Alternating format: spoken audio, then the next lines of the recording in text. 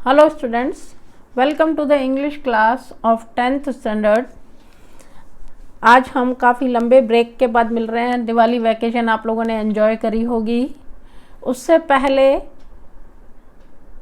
हमने 6 लेसन्स ख़त्म किए थे और 6 लेसन्स की आपकी वर्कबुक, एक्सरसाइज, ग्रामर सब हो गया था और उतने 6 लेसन्स ही हमारे कोर्स में हैं। 7, 8, 9, 10 ये 4 लेसन्स जो हैं उनके यूनिट या रीड कह सकते हैं जो वो हमारे कोर्स में अब नहीं आएंगे, लेकिन उनकी ग्रामर, उनसे लेसन से रिलेटेड जो क्वेश्चन हैं जैसे एक्सट्रैक्ट वाले वो नहीं पूछे जाएंगे एग्ज़ाम में, लेकिन उनकी ग्रामर और उनका जो असाइनमेंट वर्क है वो सारा आपको करना है। और आपको मैंने टॉपिक्स भी भेजे थे, वो आप लोगों ने कर लिए होंगे सबने। और कुछ बच्चों के तो मेरे पास फ़ोटोज़ भी आए थे होमवर्क कंप्लीट करके और उन्होंने मुझे भेजे भी थे, तो मुझे उम्मीद है बाकी बच्चों ने भी कर लिए होंगे। और अब हम स्टार्ट करते हैं 7th लेसन की ग्रामर। उसमें हमें एक्सट्रैक्ट वाला फर्स्ट जो क्वेश्चन है वो छोड़ देना है और हम ब्लैंक्स वाले क्वेश्चन पे आ जाते हैं। तो ब्लैंक वाला क्वेश्चन स्टार्ट करते हैं। Fill in the blank selecting the correct word from the brackets. Bracket में से सही शब्द चुनकर रिक्त स्थानों की पूर्ति करनी है। जो ब्रैकेट में वर्ड्स दे रखे हैं पहले मैं उनका अर्थ बता देती हूँ। हमारी वोकेबलरी जो है वो स्ट्रांग होगी तो ही हम ब्लैंक्स कर पाएंगे। हमको वर्ड्स का मीनिंग मालूम होगा तो ही हम सही से भर पाएंगे, वरना हमारे गलत हो जाएंगे। तो थोड़ा सा शब्दों पे ध्यान दें। फर्स्ट वर्ड है रिवाइव। रिवाइव माना फिर से जीवित करना। डिस्ट्रेस परेशान होना। और रिक्वेस्टेड निवेदन करना। ग्रीव माना दुख। व्हेन देवयानी रिक्वेस्टेड शुक्राचार्य, जब देवयानी ने, इसमें हमें जो ब्लैंक है उसमें क्या भरना है, requested. When Devyani requested Shukracharya to revive Kacha, जब देवयानी ने शुक्राचार्य को रिक्वेस्ट किया कि कच्छ को फिर से जीवित कर दिया जाए। Shukracharya told her not to grieve for Kacha, Shukracharya ने देवयानी को कहा कि तुम कच्छ के लिए दुखी मत हो या उसके लिए दुख मत मनाओ। Do not distress your self for a मॉर्टल, he said. और तुम अपने आप को एक नाशवान इंसान, क्या है नाशवान, कोई भी वस्तु भी क्या होती है नाशवान, तो नाशवान इमॉर्टल माना अमर। तो इंसान क्या है, जब उसकी मृत्यु आ जाती है तो वो क्या है नाशवान। इसीलिए शुक्राचार्य ने देवयानी को समझाया कि जो इंसान नाशवान है उसके लिए तुम परेशान मत हो। ये 4 शब्द हैं, चारों ही हमने रिक्त स्थान में भरे। ऐसे ही सेकंड क्वेश्चन, सर्विस माना सेवा, परमिशन आज्ञा, रेस्पेक्ट आदर, ऑनर मतलब सम्मान। Jay went to the principal to take his dash to told a function to dash the brave soldiers of the village.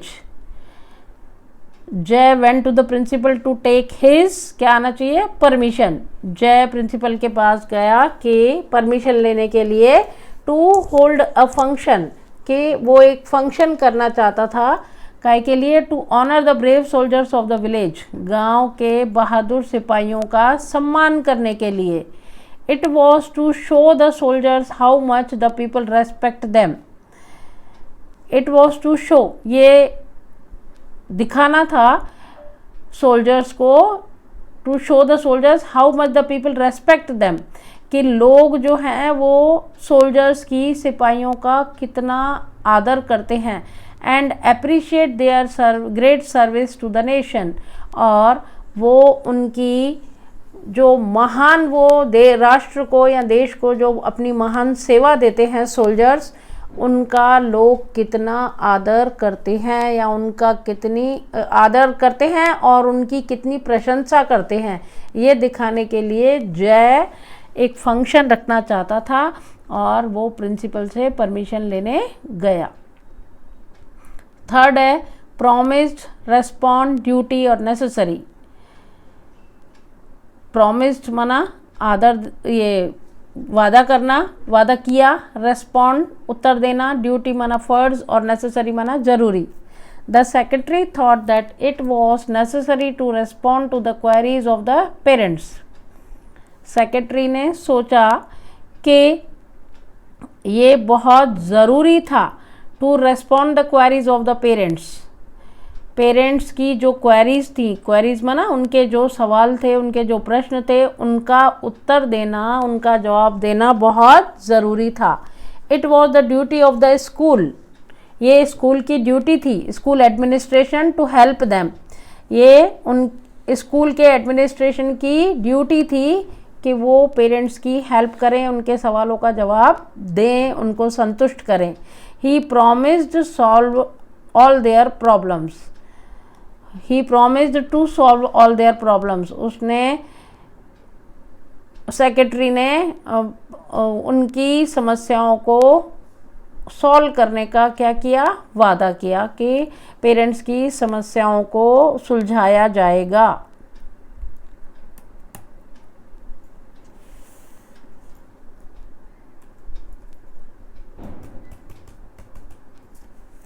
ये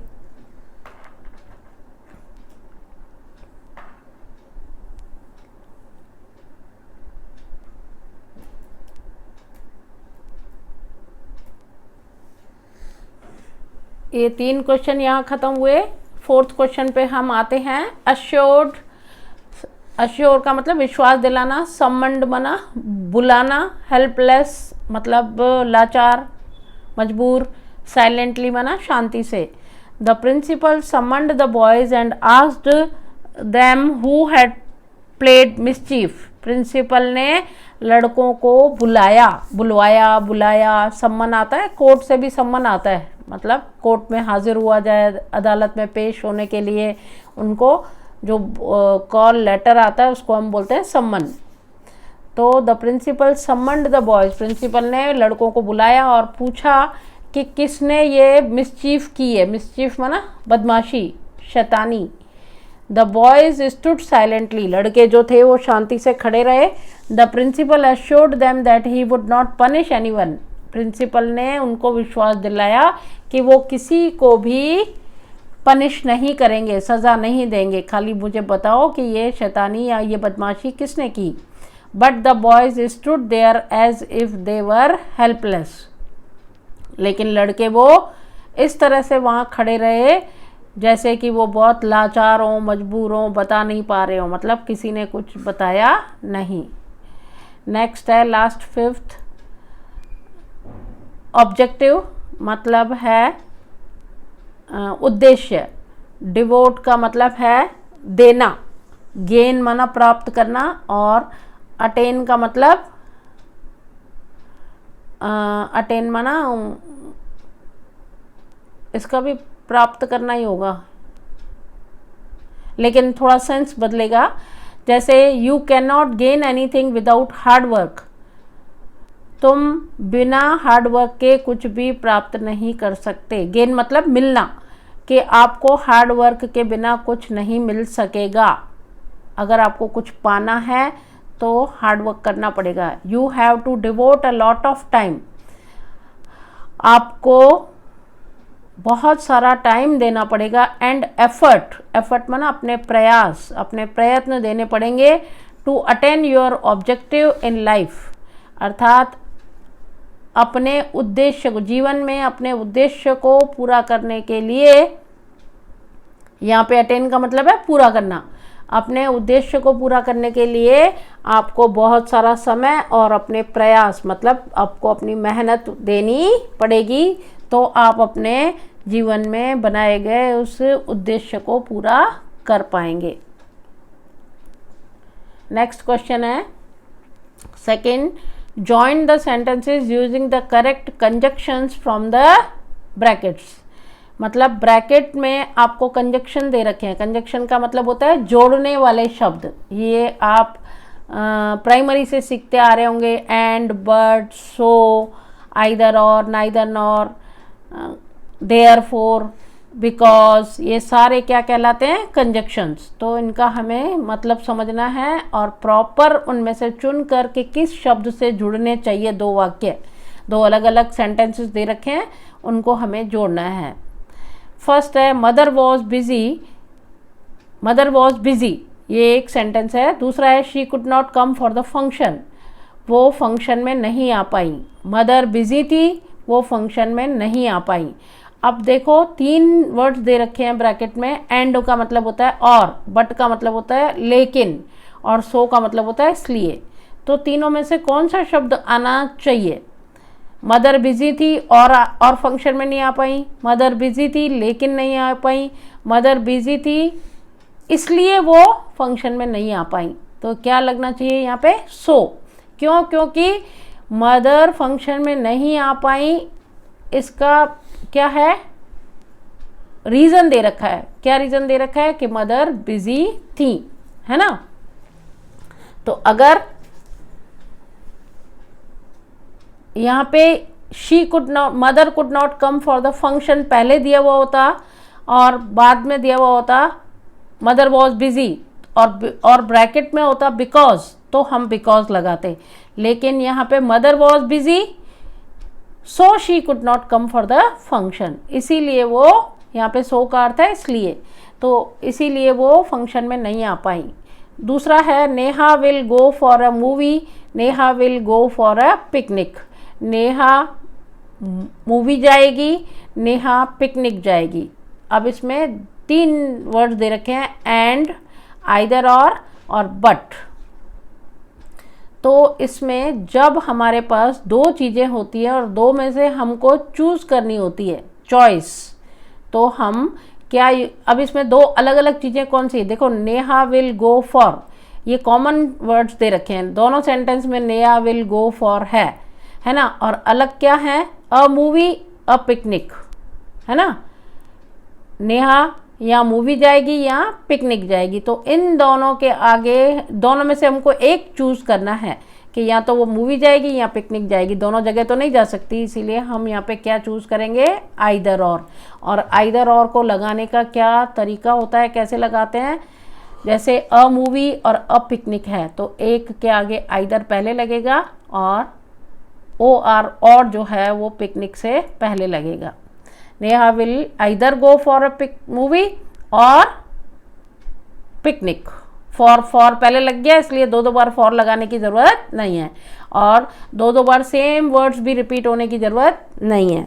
जब हम इनको 2 सेंटेंस को एक बना रहे हैं, ज्वाइन कर रहे हैं, तो हमको जो अननेसेसरी वर्ड्स, जो बिन ज़रूरी शब्द हैं, उनको हटाना पड़ेगा। थर्ड है it is raining heavily, we have to go to school. It is raining heavily, इसका मतलब है बहुत भारी तेज़ बारिश हो रही है, हमें स्कूल जाना है। अब इसमें 3 शब्द दे रखे हैं, बट, देयरफॉर, बिकॉज। बट का मतलब होता है लेकिन, देयरफॉर का मतलब होता है इसीलिए, और बिकॉज का मतलब होता है क्योंकि। अब हम क्या लगा सकते हैं, हमको ये सोचना है। इट इज़ रेनिंग हैवीली, भारी बारिश हो रही है या तेज़ बारिश हो रही है, लेकिन हमें स्कूल तो जाना है।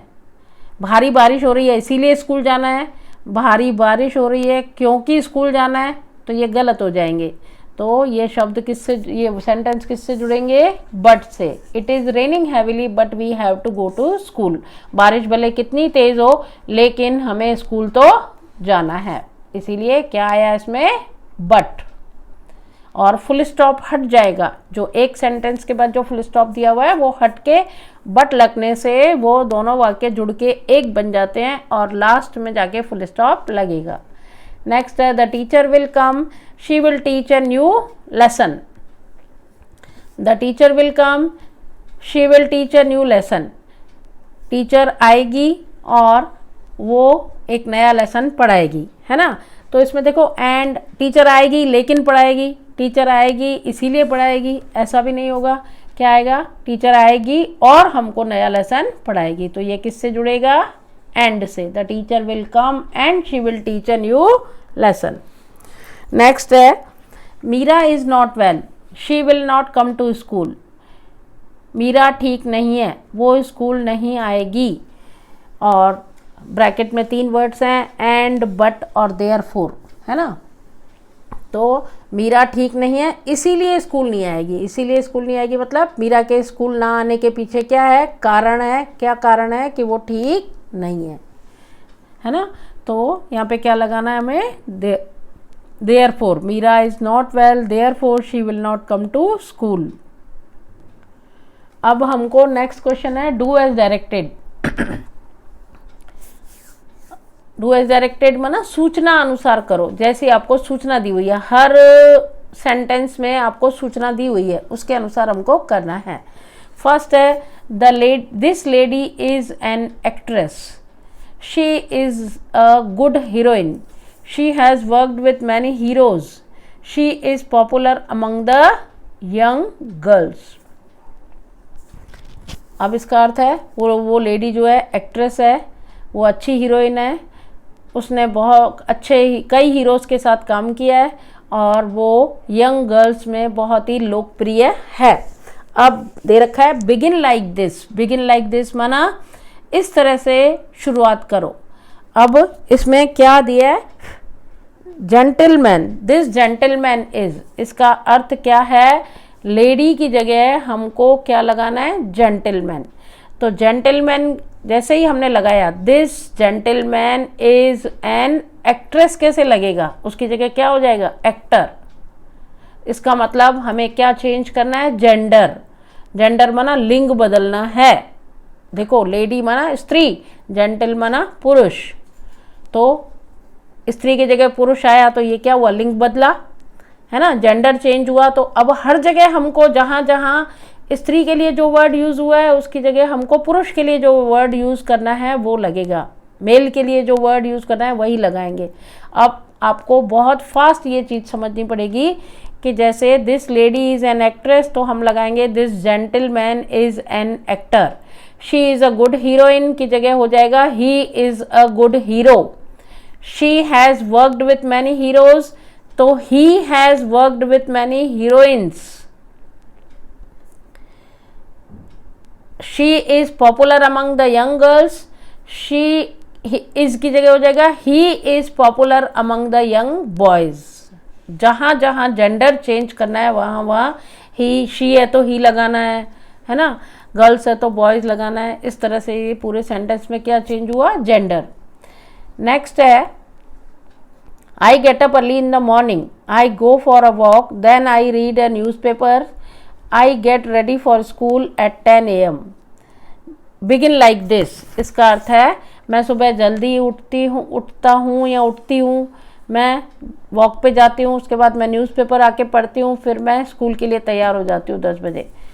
तो अब आता है आई की जगह हमको क्या लगाना है, राज, है ना। आई को हमेशा इंग्लिश लैंग्वेज में प्लूरल माना जाता है, इसीलिए आई के साथ गेट लगा हुआ है।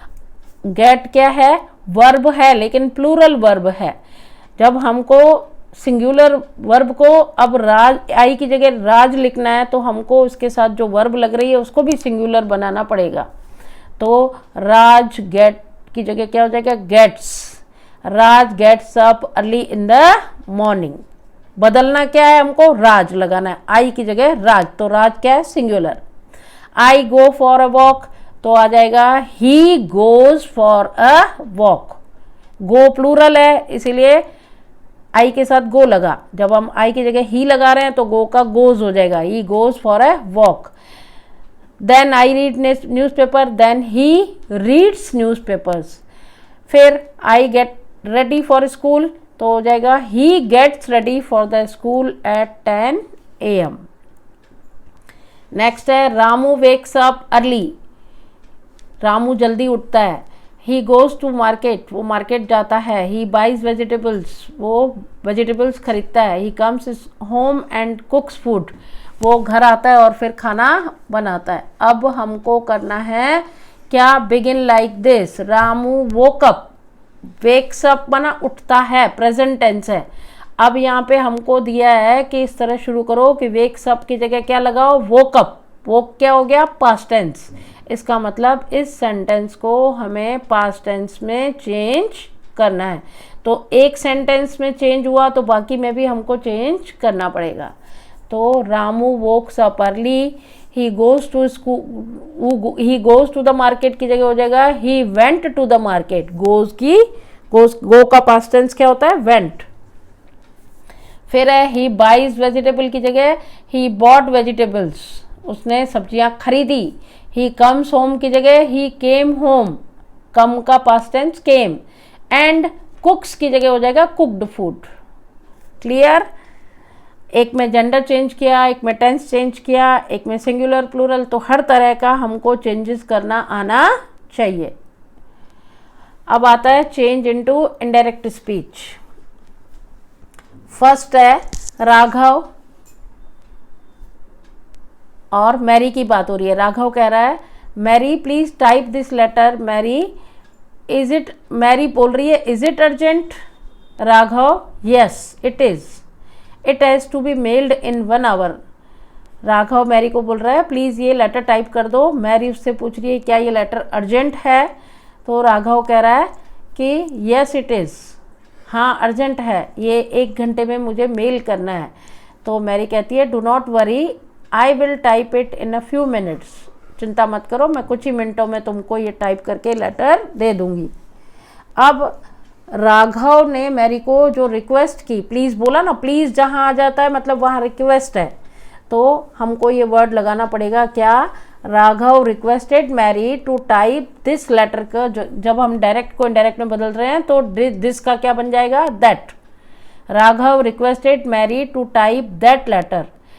फिर मैरी ने पूछा उससे, क्वेश्चन मार्क है ना, क्वेश्चन मार्क है, इसका मतलब हमको पूछने के लिए कौन सा वर्ड यूज करते हैं हम? Asked. Mary asked Raghav is it urgent, तो उसके लिए यूज करेंगे इफ इट वॉज। इज की जगह प्रेजेंट टेंस किस में बदल जाता है? पास्ट टेंस में। तो if it was urgent Raghav replied, Raghav ने जवाब दिया ना यस इट इज, तो Raghav replied in affirmative and मतलब पॉजिटिव। यस को क्या बोलते हैं हम? अफर्मेटिव। नो को क्या बोलते हैं? नेगेटिव। तो अगर यहाँ पे नो होता तो क्या होता? Raghav replied negatively. तो यहाँ पे यस दिया इसीलिए affirmative. And added that it had to be mailed in 1 hour। उसने हाँ में भी जवाब दिया और अपनी और भी बात क्या कही कि उसको 1 घंटे में ये मेल करना है। मैरी टोल्ड राघव, उसने बोला कि चिंता मत करो। अब हम जो बात डायरेक्ट को इनडायरेक्ट में बदल रहे हैं, तो मैरी ने राघव को चिंता न करने के लिए कहा। ये मत, ऐसा नहीं कहेंगे कि चिंता मत करो, मैरी ने राघव को चिंता न करने को कहा। तो क्या हो जाएगा? Mary told Raghav not to worry and she would type it in a few minutes. हो गया चेंज डायरेक्ट का इनडायरेक्ट। सेकंड है how pretty you are said the fox to the crow. तुम कितने सुंदर हो, अच्छे हो, फॉक्स ने, लोमड़ी ने कौवे को कहा। ये स्टोरी सुनी हुई होगी आपकी। I am sure so beautiful a bird must have a beautiful voice. मुझे इस बात का पता है, मुझे इस बात का विश्वास है कि जो बर्ड जो है सुंदर होता है उसकी आवाज़ भी बहुत सुंदर होती है। द क्रो केप्ट क्वाइट, कौवा जो है चुप रहा, शांत रहा। The fox said will you not sing a few notes for me, क्या तुम मेरे लिए कुछ गीत नहीं गाओगे? ये क्यों प्रशंसा करी? कहानी पता ही होगी कि कौवे के मुंह में रोटी थी, लोमड़ी को भी बहुत भूख लगी थी और उसने उसको ऐसे ही चढ़ाया कि तुम्हारी आवाज़ बहुत मधुर है, तुम सुंदर हो, तो ये गीत गाने के लिए मुंह खोलेगा, रोटी गिर जाएगी और मैं लेके भाग जाऊंगी। तो ये क्या है? How pretty you are. The fox praised the crow by saying how pretty he was, है ना। फॉक्स ने क्रो को क्या की? क्रो की प्रशंसा की ये कहकर कि वो कितना सुंदर था। तुम कितने सुंदर हो की जगह how pretty he was. He further added, उसने ये भी कहा क्या? That a beautiful bird must have a beautiful voice. उसने एक बात और भी कही ना कि एक सुंदर पक्षी की आवाज़ भी सुंदर होती है। ही फर्दर एडेड, उसने अपनी बात में ये बात और जोड़ी कि सुंदर पक्षी की आवाज़ भी सुंदर होती है। लेकिन द क्रो केप्ट क्वाइट, अब इसमें कुछ भी नाउन प्रोनाउन नहीं है जिसको हम चेंज करें, तो ये सेंटेंस ऐसा का ऐसा आ जाएगा। द क्रो केप्ट क्वाइट मतलब कौवा बिल्कुल शांत रहा। द फॉक्स रिक्वेस्टेड, फिर से उसने उसको रिक्वेस्ट किया ना, क्या मेरे लिए तुम गीत नहीं गाओगे? तो the fox requested the crow to sing a few notes for him, है ना, कि क्या कौवा या क्या वो उसके लिए मतलब किसके लिए? लोमड़ी के लिए कुछ नोट्स नहीं गाएगा। तो उसको लगा ना कि हाँ मेरी ये प्रशंसा कर रही है, तो अब मेरे को इसके लिए गाना तो गाना ही पड़ेगा, और ये सोचकर वो मुंह खोलता है। नेक्स्ट है the angel said it is too soft. ये जो सेंटेंसेस हैं ये आपके 4th लेसन जो कौन सा है, मदर वाला, उसमें से लिया गया है। द एंजल सेड, एंजल ने कहा, it is too soft, wonderful creation. हाँ, लेसन का नाम है वंडरफुल क्रिएशन। एंजल ने कहा ये तो बहुत सॉफ्ट है, but very tough, said the Lord excited, लेकिन बहुत कठोर भी है, टफ भी है। लॉर्ड ने एक्साइट होकर कहा, you can not imagine that this mother can do and endure, तुम इमेजिन भी नहीं कर सकते कि ये मदर कितना कुछ कर सकती है और कितना कुछ सहन कर सकती है। Can it think, asked the angel, क्या वो सोच भी सकती है? एंजल ने पूछा। तो इसको हमें अभी इनडायरेक्ट में बदलना है। The angel told the lord that it is too soft की जगह हो जाएगा it was too soft. Angel ने लॉर्ड से कहा कि वो बहुत सॉफ्ट थी। द लॉर्ड रिप्लाइड, लॉर्ड ने क्या, इन एक्साइटेड मैनर, एक्साइटेड माना उत्तेजित होकर, लॉर्ड ने उत्तेजित होकर कहा that it was very tough, it is very tough नहीं, बट वेरी टफ की जगह it was very tough, and the angel could not imagine what that mother could do and endure, और वो एंजल तो इमेजिन भी नहीं कर सकता था कि मदर कितना कर सकती है और कितना सहन कर सकती है। द एंजल आस्क्ड, फिर से पूछा ना एंजल ने, can it think, question mark है, इसीलिए the angel asked if that could think. Can it think क्या हो जाएगा, इफ इट की जगह दैट, कैन का कुड, और फिर थिंक। आस्क्ड द एंजल, ये आगे आ गया, द एंजल आस्क्ड आ गया। अभी आता है read the interview and answer the questions. Interview है, इंटरव्यूअर जो है वो राजेश से इंटरव्यू ले रहा है, और दोनों की बातचीत मतलब इंटरव्यूअर जो इंटरव्यू जो लेगा वो सवाल पूछेगा और राजेश उसका जवाब देगा। तो पहले तो हमको इसकी इंफॉर्मेशन कलेक्ट करनी है, और उस इंफॉर्मेशन के आधार पे हमको क्वेश्चंस के आंसर देने हैं। इंटरव्यूअर कह रहा है, so you have applied for the position of A shop assistant, right. इसका मतलब है कि तुमने शॉप असिस्टेंट के लिए की पोस्ट के लिए अप्लाई किया है, आवेदन किया है, सही है। राजेश कहता है, यस आई हैव, हाँ मैंने किया है। Interviewer, can you tell me what made you reply to our advertisement, क्या तुम मुझे बता सकते हो कि ऐसा तुमने हमारे विज्ञापन में क्या देखा जिसकी वजह से तुमने अप्लाई किया। राजेश कहता है, well I was looking for a part time job to help me pay my college fees. Rajesh कह रहा है कि मैं कितने टाइम से part time job, part time माना कुछ समय के लिए, आधे दिन का ही जॉब ढूंढ रहा था जिससे मैं अपनी कॉलेज की फ़ीस पे कर सकूं। मतलब मुझे पढ़ाई करने में तकलीफ़ हो रही है, मेरे पास पैसे नहीं है, तो मेरे को कॉलेज भी जाना है और पार्ट टाइम जॉब माना आधा दिन कॉलेज जाना है, आधा दिन की मुझे नौकरी ऐसी करनी है जिससे मेरे को पैसे मिले और मैं कॉलेज की फ़ीस भर सकूं। तो मुझे ये पार्ट टाइम जॉब दिखा, इसीलिए मैंने अप्लाई कर दिया। इंटरव्यूअर कह रहे हैं, do you know exactly what you would be doing as a shop assistant.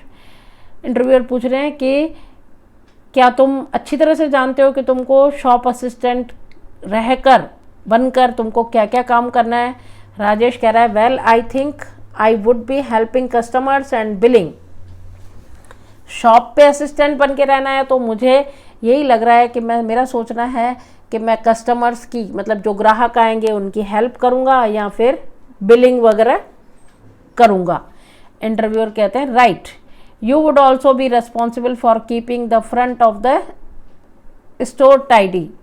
इसका मतलब है कि हाँ, तुम्हारा सोचना सही है, लेकिन you would also be responsible, तुम इस बात के लिए भी जिम्मेदार रहोगे for keeping the front of the store tidy. इसका मतलब है स्टोर के बाहर भी साफ सुथरा स्वच्छ रहना चाहिए, इसकी भी जवाबदारी तुम्हारी होगी। मतलब सफाई करना नहीं, सफाई करवाना, इसका ध्यान रखना, ये सब भी जिम्मेदारी तुम्हारी रहेगी।